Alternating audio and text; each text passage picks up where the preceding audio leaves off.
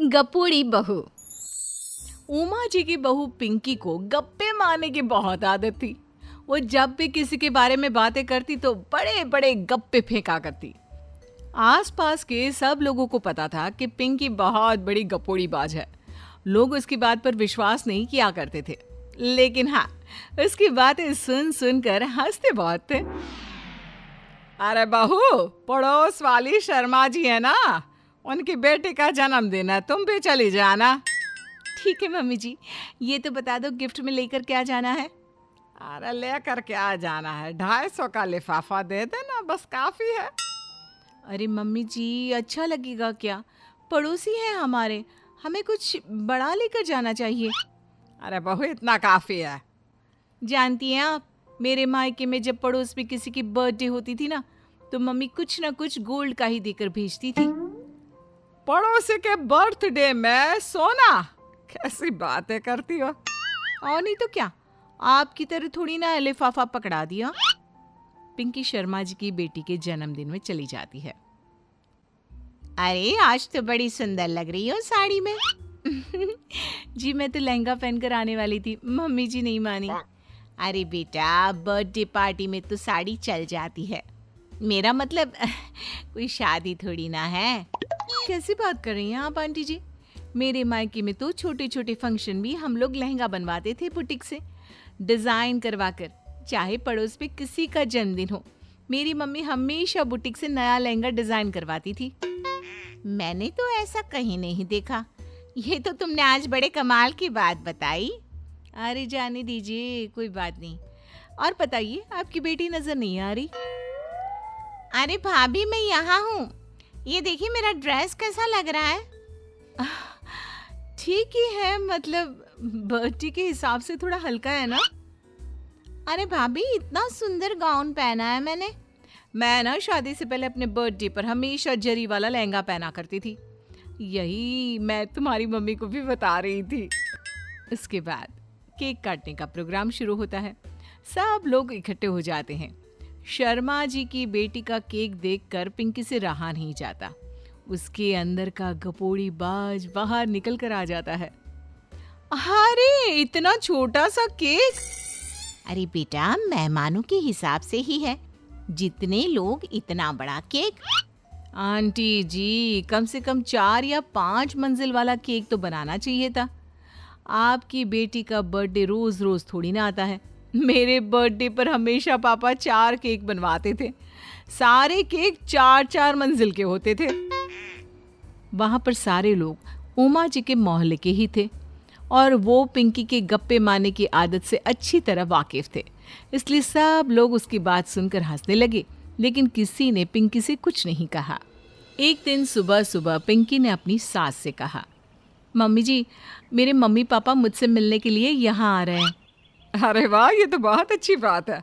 उनके आने की तैयारी करो, अच्छा अच्छा खाना बनाओ। वैसे कब तक आएंगे? मम्मी जी फ्लाइट से आ रहे हैं, कल शाम को 4 बजे की फ्लाइट है। फ्लाइट? लेकिन बेटा, तेरा मायका तो यहाँ से 2 घंटे की दूरी पर है। तेरे मम्मी पापा फ्लाइट से कब से आने लगे? अरे मम्मी जी, आपको पता नहीं है, मेरे मम्मी पापा ना आधे घंटे की दूरी के लिए भी फ्लाइट का टिकट बुक करवाती है। अरे गप्पे थोड़े कम मारा करो बहू, कोई फ्लाइट से तब आएगा ना जब यहाँ पर एयरपोर्ट होगा। तुम्हारी मम्मी क्या उड़कर आएगी घर में? अरे हाँ मम्मी जी, मैं तो भूल ही गई थी। वो क्या ना, मेरे मम्मी पापा हमेशा फ्लाइट से ही ट्रैवल करते हैं, तो मेरे दिमाग से ही निकल गया था। अगले दिन पिंकी के मम्मी और पापा पिंकी से मिलने के लिए उसके घर आते हैं। आइए आइए जी, आपका बहुत बहुत स्वागत है। और समदन जी, हमारी बेटे की कोई शिकायत तो नहीं ना? ठीक से संभाल लिया है ना आपका घर? अरे मेरी बहू बहुत समझदार है, घर का काम बहुत अच्छे तरीके से करती है। बस थोड़ा ज्यादा बोलने की आदत है उसे, आपको परेशान करती होगी ना। बात तो आपकी सही है, उसकी थोड़ा ज्यादा नहीं बहुत ज्यादा बोलने की आदत है। लेकिन कोई बात नहीं, आपकी बेटी दिल की बहुत अच्छी है, बस थोड़ा बोलती ही तो ज्यादा है। पिंकी बेटा, इधर आओ, देखो तुम्हारे मम्मी पापा आए हैं, तुमने इनके लिए खाना तो बना लिया ना? वो क्या है ना मम्मी जी, आपसे एक बात कहनी थी। हाँ हाँ बोलो बहू, क्या बात है, डरने की कोई जरूरत नहीं। वो मम्मी जी, मैंने सोचा मम्मी पापा आए हैं तो खाना बाहर से मंगवा लेती हूँ। अरे कोई बात नहीं बेटा, वैसे भी तुम किचन में काम करने लग जाती तो अपने मम्मी पापा से बात कब करती। बहुत अच्छा किया। अब तुम अपने मम्मी पापा के साथ बैठकर आराम से बात करो, मैं अंदर जाती हूँ। शाम का वक्त, जैसे ही दरवाजे की घंटी बजी, 3-4 लोग हाथों में खाने के बहुत सारे पैकेट लेकर उमा जी के घर पहुंच गए। अरे भाई कौन है आप लोग, लगता है गलत पते पर आ गए। नहीं नहीं माँ जी, हम तो खाने का ऑर्डर डिलीवर करने आए हैं, यहीं से बुकिंग मिली थी।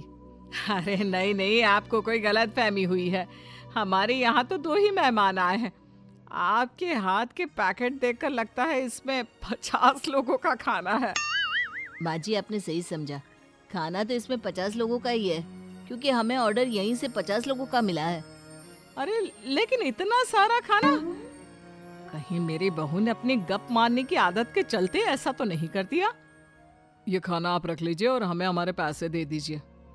अच्छा वैसे कितने का बिल बना है? ज्यादा नहीं, बस 10,000 दे दीजिए। उन लोगों की बात सुनकर उमा जी पिंकी को आवाज देकर वहां बुलाती है। जैसे ही पिंकी वहां आती है, खुश होते हुए उन लोगों को वहां पर खाना रखने के लिए कहती है। अरे इतना सारा खाना क्यों मंगवाया बहू? अरे मम्मी जी, मैंने आपको बताया तो था, मम्मी पापा आए हैं तो मैं खाना बाहर से मंगवा रही हूँ। ये बात सही है बेटा, लेकिन 2 लोगों के लिए 50 लोगों का खाना? अरे मम्मी जी, कुछ कम पड़ जाए तो अच्छा थोड़ी ना लगता है, और मेरे मायके में तो ऐसा ही होता है, एक्स्ट्रा खाना मंगवाते हैं हम लोग। तभी पिंकी के मम्मी और पापा वहां पर आते हैं। अरे बेटा, एक्स्ट्रा खाना मंगवाने का मतलब ये थोड़ी ना होता है कि 2 लोगों के खाने के लिए 50 लोगों का खाना मंगवा लो। और बेटा, तुम्हारी गप मारने की आदत के चलते 10,000 का बिल आया है, तुम्हें नहीं लगता ये गलत है? देखो बहू, बढ़ा चढ़ाकर बातें करना अपनी जगह, लेकिन इतनी बड़ी बड़ी फेंकना भी गलत है ना। पहली बात तो इतने सारे पैसे लगे, और दूसरी बात खाना वेस्ट होगा। आप लोग ठीक कहते हैं, मैं आज के बाद अपनी इस आदत को कंट्रोल करने की कोशिश करूंगी और अब से गप थोड़ी कम मारा करूंगी। पिंकी की बात सुनकर सब लोग हंसने लगे।